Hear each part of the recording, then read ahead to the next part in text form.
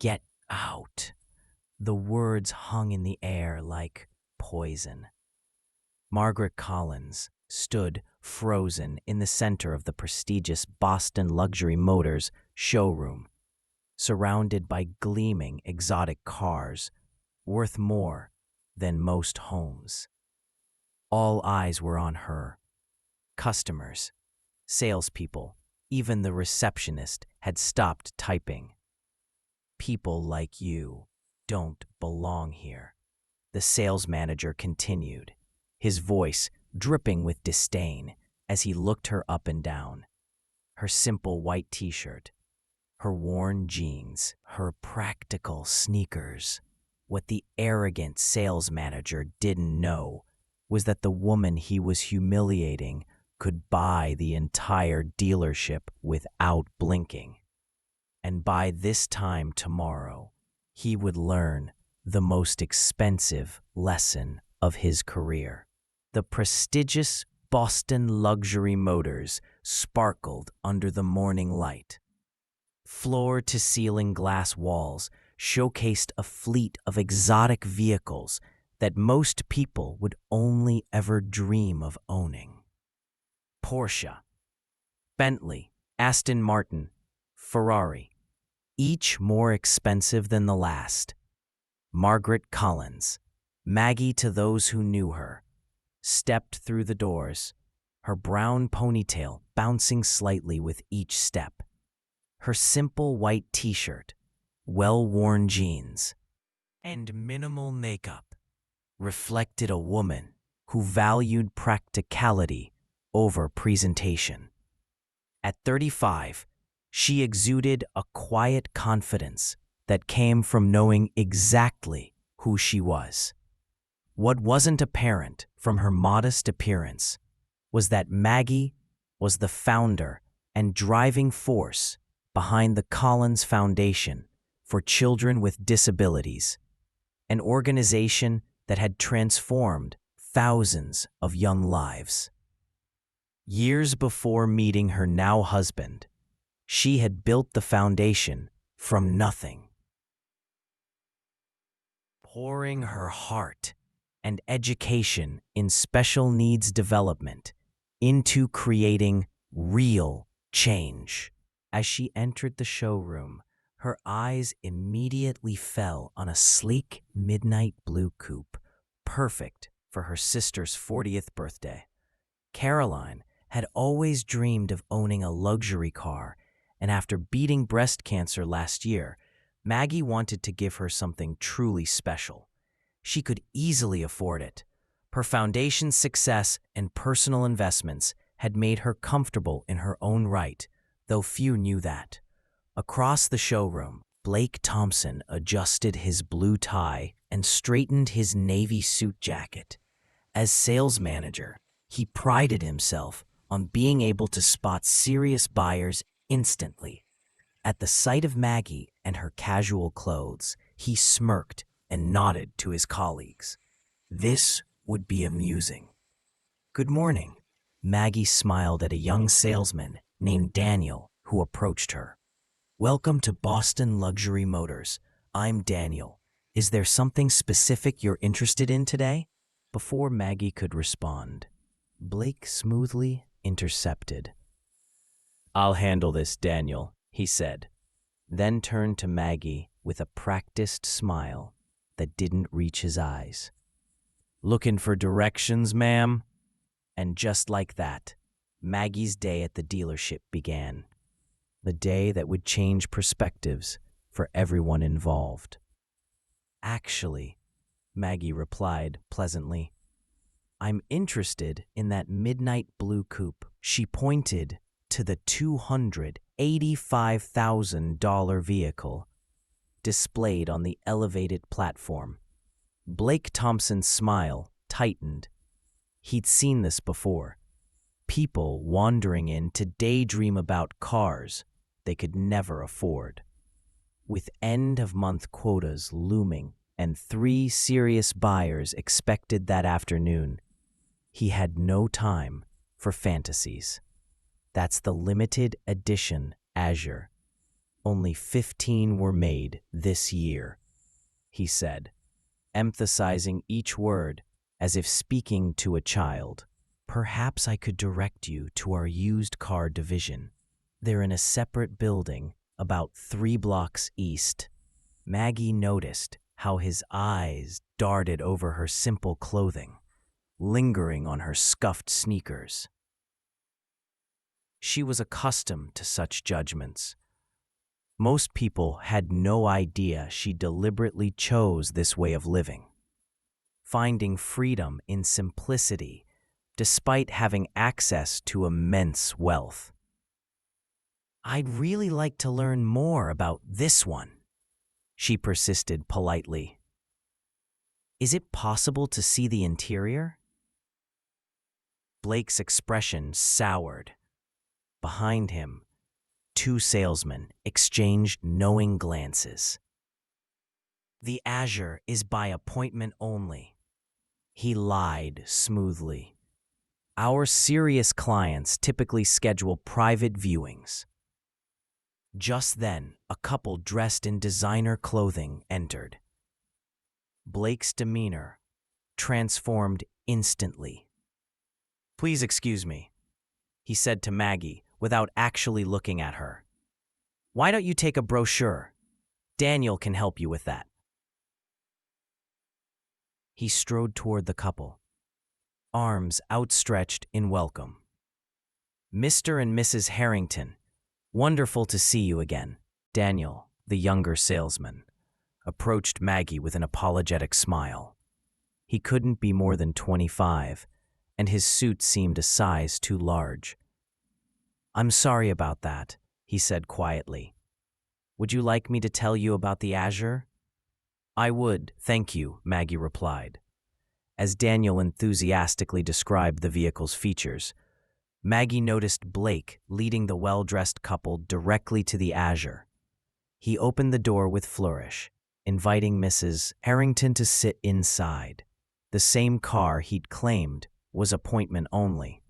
That's quite all right, Maggie assured the now uncomfortable Daniel. I understand how these things work. Across the showroom, Blake was performing his well-rehearsed sales routine. This particular model has a waiting list of 8 months, but I've set aside one for special clients. Mrs. Harrington ran her hand along the leather interior. It's exquisite, but I'm not sure about the color. We could certainly discuss custom options, Blake assured her. Maggie approached quietly, standing just within earshot. Excuse me, she said. I was hoping to inquire about purchasing this model. Blake's face reddened. As I mentioned earlier, this vehicle is being shown to these customers, he said with barely contained irritation. Perhaps you could come back another time, or as I suggested, check our used car options. The couple looked uncomfortably between Blake and Maggie. I'm specifically interested in this car, Maggie stated calmly. For my sister's birthday next month. Blake stepped away from the Harringtons, lowering his voice. Look, I understand people like to dream, but this is a place of business. That vehicle will cost more than most homes. Now, I've been patient, but you're interrupting a legitimate sale. Several nearby customers had stopped to watch the uncomfortable exchange. Daniel hovered anxiously at the periphery. I'm prepared to make a cash purchase today, Maggie said. Maintaining her composure, that was when Blake's professional veneer completely cracked. He laughed, a short, harsh sound that echoed across the showroom floor. Several heads turned. A cash purchase? Really? His voice was louder now, designed to humiliate. This isn't a yard sale. We're talking about $250,000. People who can afford these cars don't dress like... He gestured dismissively at her outfit. Maggie felt her cheeks flush, not from embarrassment, but from a slow-building anger, not for herself. She'd experienced such treatment before, but for anyone who had ever been judged by their appearance. "I believe my money is as good as anyone else's," she said quietly. Blake stepped closer, towering over her. "Let me be clear," he said, no longer bothering to hide his disdain. "You are wasting my time and embarrassing yourself. Either make an appointment for a serious discussion, dressed appropriately, or please leave the premises."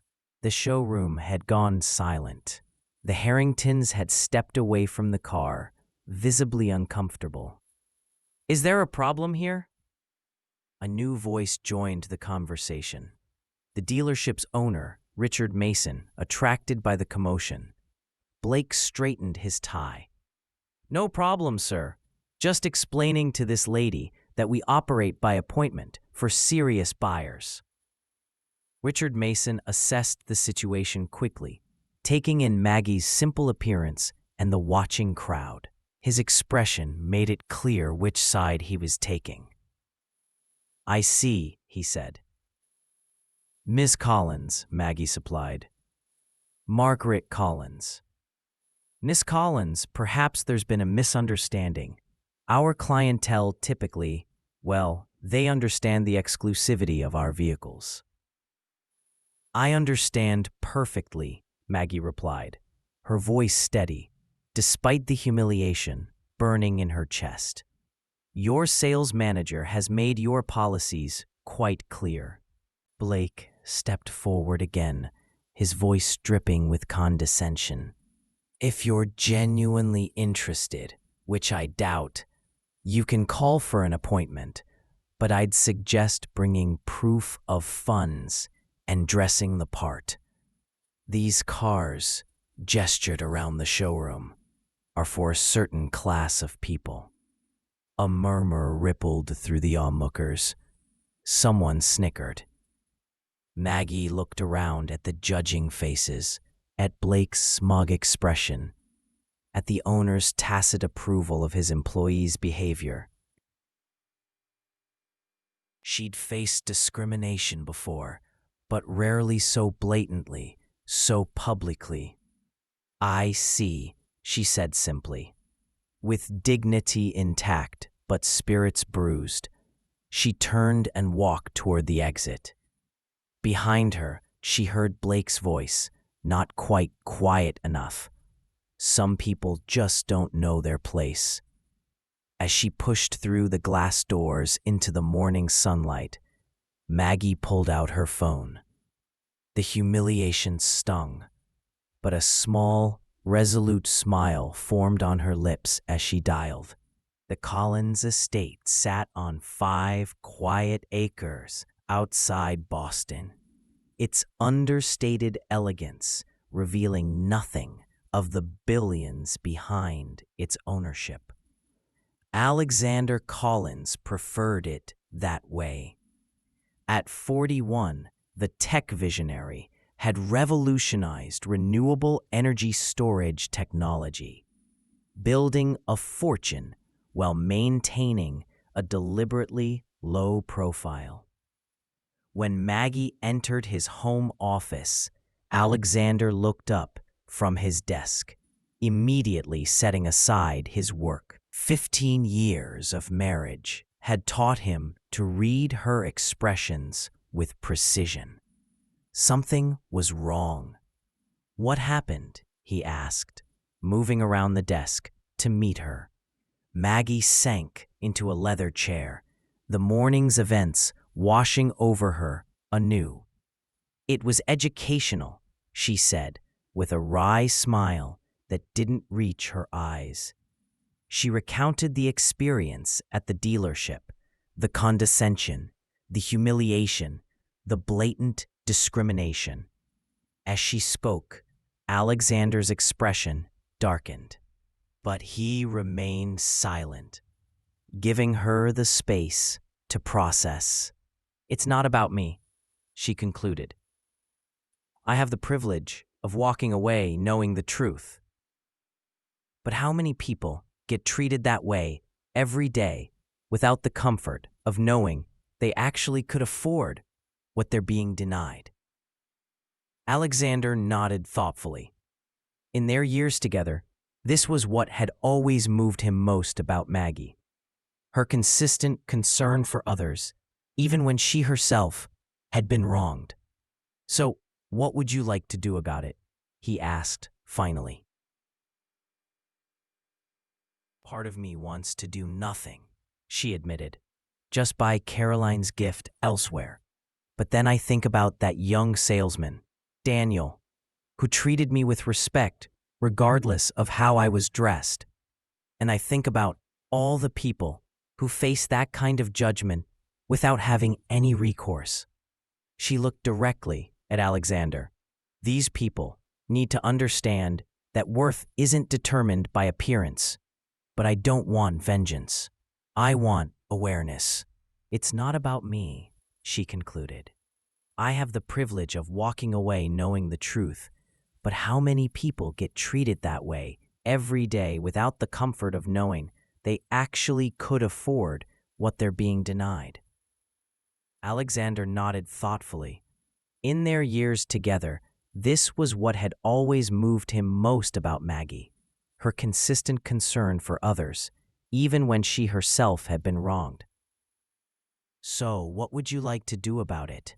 He asked, finally. Part of me wants to do nothing, she admitted. Just buy Caroline's gift elsewhere. But then I think about that young salesman, Daniel, who treated me with respect, regardless of how I was dressed. And I think about all the people who face that kind of judgment without having any recourse. She looked directly at Alexander. These people need to understand that worth isn't determined by appearance. But I don't want vengeance. I want awareness. As evening settled over their home, Alexander made several phone calls, setting things in motion for the following morning. Tomorrow would bring a powerful lesson in humility and the danger of assumptions, not just for Blake Thompson, but for everyone at Boston Luxury Motors. The following morning arrived with picture-perfect weather. Blake Thompson entered Boston Luxury Motors with a confident stride, straightening his signature blue tie.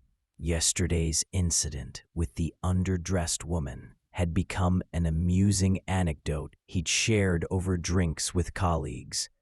Another delusional dreamer, thinking she belonged in the world of luxury.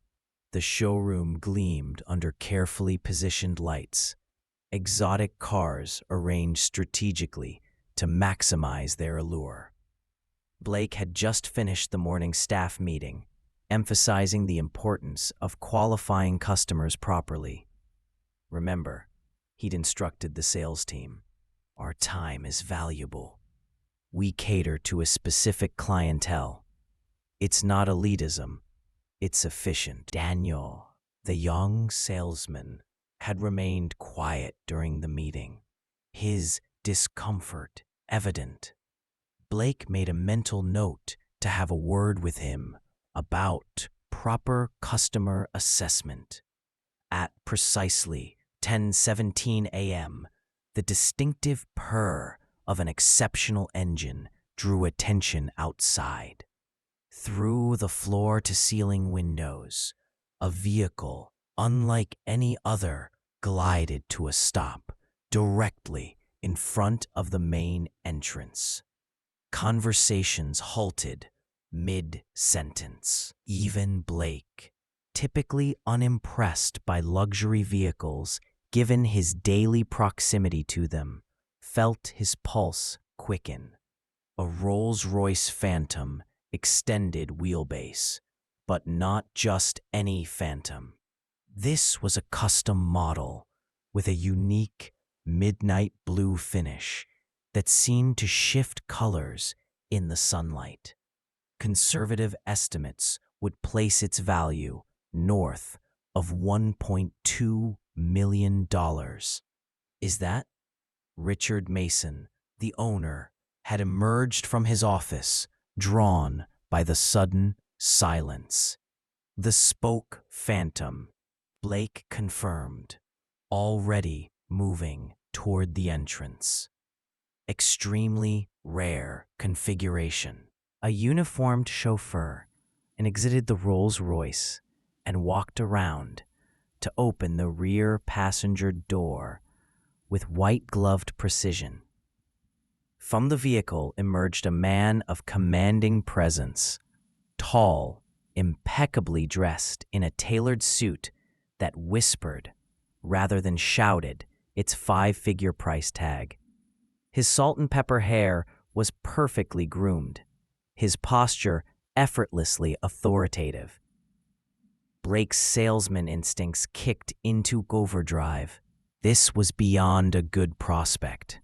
This was the kind of client dealerships competed for, the kind whose purchases included not just one vehicle, but potentially an ongoing relationship worth millions. "Good morning, sir. Welcome to Boston Luxury Motors," Blake called out, intercepting the distinct Alexander Collins. He replied simply, offering a firm handshake. Blake's mind raced. The name sounded vaguely familiar, but he couldn't immediately place it. Regardless, the Rolls-Royce spoke volumes about the man's financial status. "Mr. Collins, it's truly an honor. What brings you to our humble establishment today? Perhaps I could show you our newest arrivals. We just received a limited edition." Alexander raised a hand slightly, halting Blake's practiced pitch. "Actually, I'm here about a specific vehicle. The Azure Coupe Midnight Blue." Blake's smile broadened. "Excellent choice, sir. One of only 15 produced this year. I'd be delighted to show you. It's actually right over." "I know where it is," Alexander interrupted smoothly. "My wife was here yesterday expressing interest in it." Blake's customer service smile remained fixed, though confusion flickered in his eyes. "Your wife? I don't recall. Perhaps one of my colleagues assisted her?" Alexander's expression cooled noticeably. "No, Mr. Thompson. You assisted her. Or rather, you refused to assist her. Margaret Collins. She was wearing jeans and a white t-shirt. You suggested she might be more comfortable looking at used cars." The blood drained from Blake's face as realization dawned.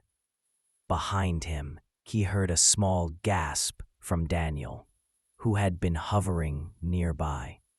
"Mr. Collins, Blake stammered, his usual smooth delivery abandoning him. "There must be some misunderstanding. We welcome all customers here." By now, Richard Mason had approached, sensing a situation developing. "Is everything all right, Blake?" Alexander turned his attention to the owner. "Mr. Mason, I presume?" "Richard Mason, yes indeed. Welcome to Boston Luxury Motors." "Thank you. I was just explaining to Mr. Thompson that my wife visited yesterday, interested in purchasing the Azure Coupe as a gift for her sister.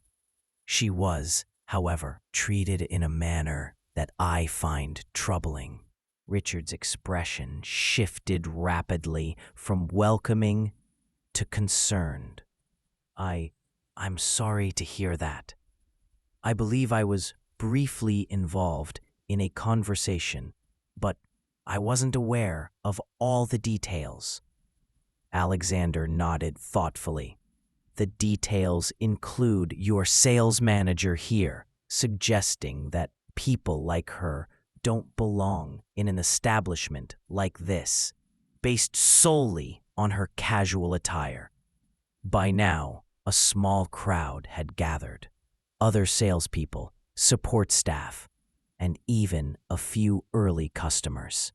The showroom had gone completely silent. "Mr. Collins," Blake began, desperation creeping into his voice. "If there was any misunderstanding, it wasn't a misunderstanding." Daniel suddenly spoke up. Alexander turned back to Richard Mason. "You know, it's interesting. My wife founded and runs the Collins Foundation for Children with Disabilities. It's been her life's work since before I met her. She's raised over $50 million for specialized medical equipment and educational programs." He paused, letting this sink in. "Maggie chooses to dress simply because she believes in living modestly despite our means. She finds it keeps her connected to the families she helps. It's one of the countless reasons I love her." Richard Mason had gone pale. "Mr. Collins, I assure you this does not reflect the values of our dealership. We pride ourselves on actions speak louder than mission statements, Mr. Mason." Alexander interrupted firmly. "Now regarding the Azure, I'm not here to purchase just one vehicle." Blake perked up slightly at this, a glimmer of professional hope breaking through his distress. "I was planning to purchase the Azure for my wife's sister, as Maggie intended, but I was also considering a fleet replacement for our corporate vehicles, 7 in total. And my personal collection could use updating as well." Mason's eyes widened.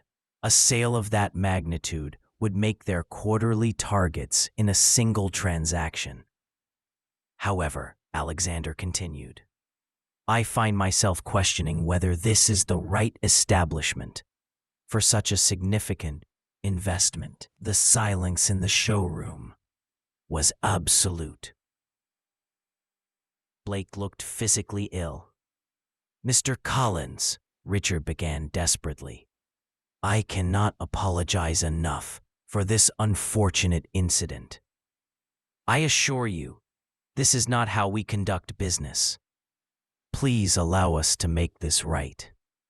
Alexander considered this for a moment. "Perhaps there is a way forward," he said finally.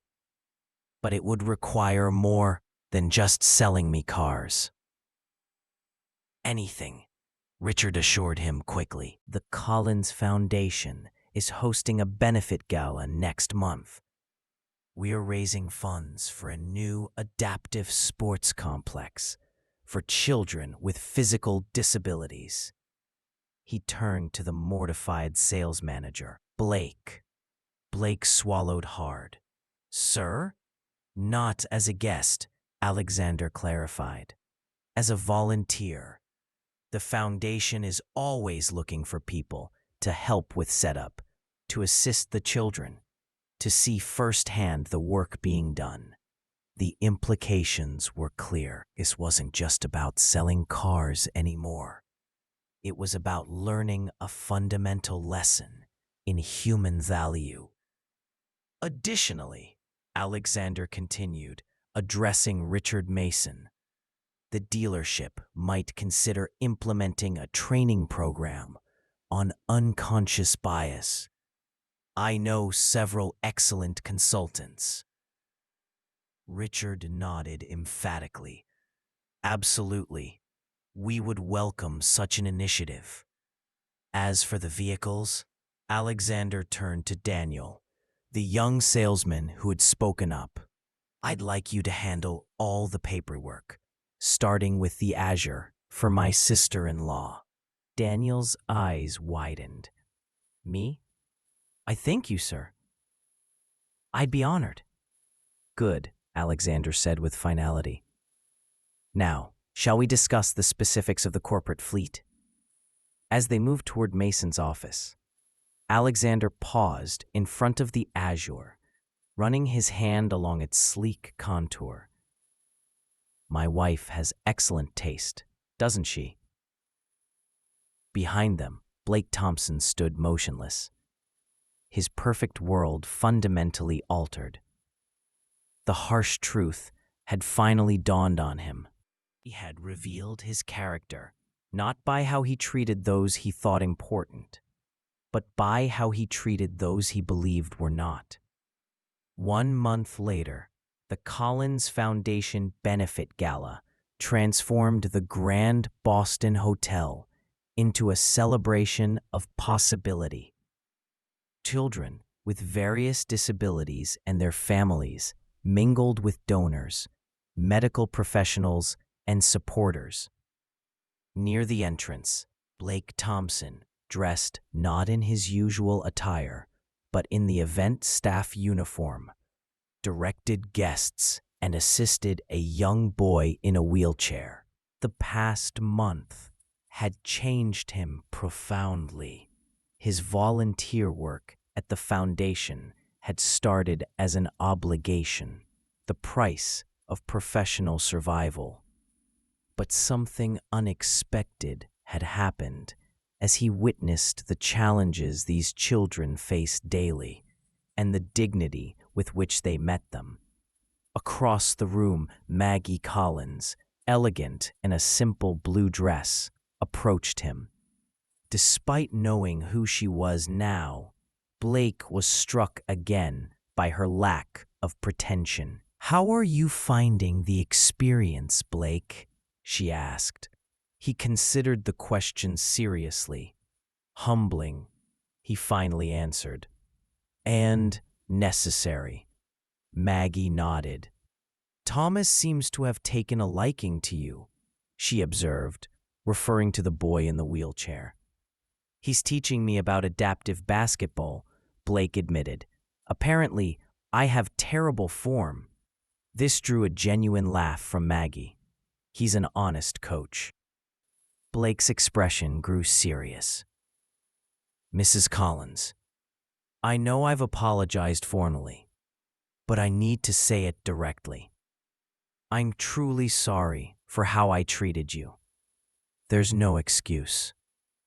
"You're right, there isn't," she agreed, but without malice. "The question is what you've learned. That worth isn't determined by appearance, position, or possessions," he said thoughtfully, "and that everyone deserves respect until they prove otherwise, not the other way around." "Good lessons," Maggie acknowledged.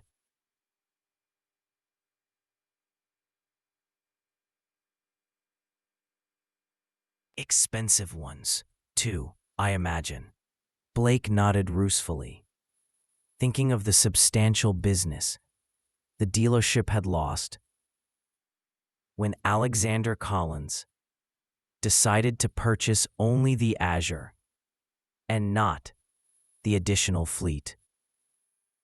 "Worth every penny," he replied sincerely. Across the room, Alexander joined them, placing a gentle hand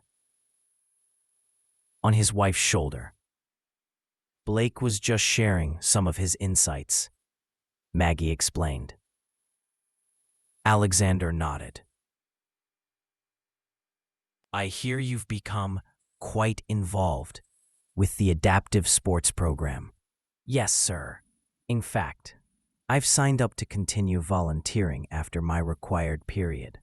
He hesitated, then added, "And I've been working with Mr. Mason on revamping our customer approach at the dealership. No more qualifying by appearance." "I'm glad to hear it," Alexander said, then surprised Blake by adding, "Which reminds me, that corporate fleet I mentioned, we're still in the market. Perhaps you could handle that transaction."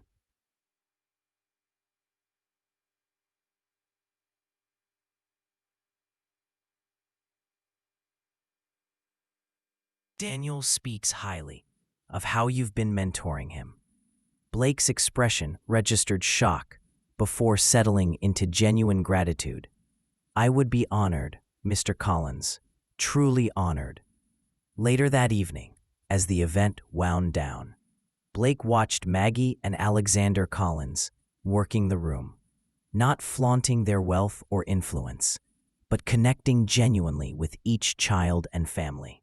He reflected on how completely his perception had been transformed. A month ago, he would have dismissed someone like Maggie Collins based on her casual appearance. Now he understood that true value ran deeper than designer labels, luxury cars, or executive titles. As Blake helped Thomas back into his wheelchair after a photo session, the boy grinned up at him. You know what, Mr. Blake? You're pretty cool for a grown-up. Blake smiled. Coming from you, Thomas. That's the highest compliment I've received in a very long time. And he meant it. We all make judgments based on appearances, don't we? But as Blake Thompson discovered, looking beyond the surface can reveal extraordinary people and life-changing opportunities. The true measure of wealth has nothing to do with your bank account. It's about how you treat others when you think no one important is watching. If this story resonated with you, please hit that subscribe button and join our community of story lovers. We'd love to hear your thoughts in the comments below. Have you ever misjudged someone based on their appearance? Or been misjudged yourself? Your experiences might inspire others. See you in our next story, where another powerful lesson awaits.